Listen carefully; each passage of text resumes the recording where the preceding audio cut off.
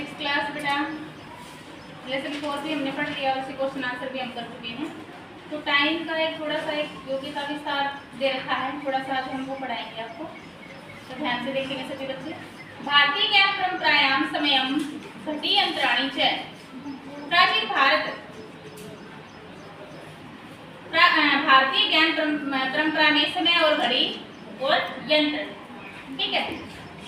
प्राचीन भारतीय जना समय निर्देशार्थम सूर्यस्य गति पश्यन्ति स्म।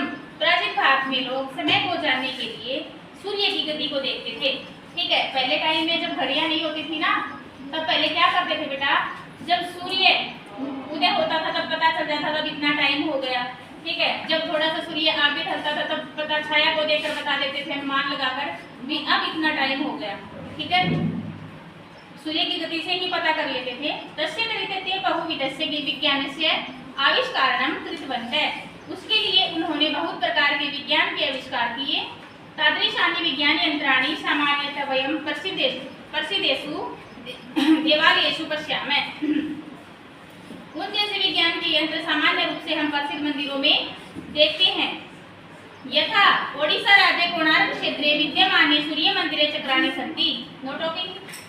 जैसे उड़ीसा राज्य में कोणार्क क्षेत्र में विद्यमान सूर्य मंदिर में एक चक्र है, ठीक है।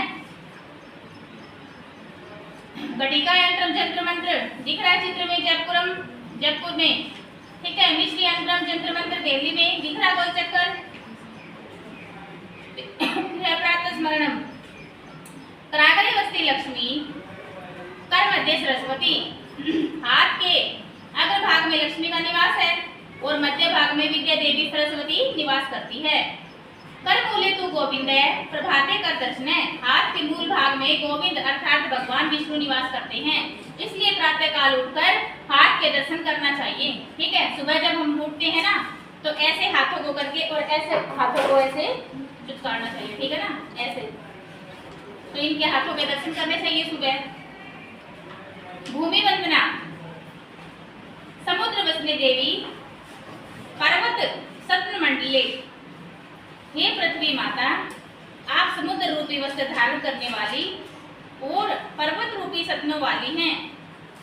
विष्णु पत्नी तथा भगवान विष्णु की पत्नी हैं।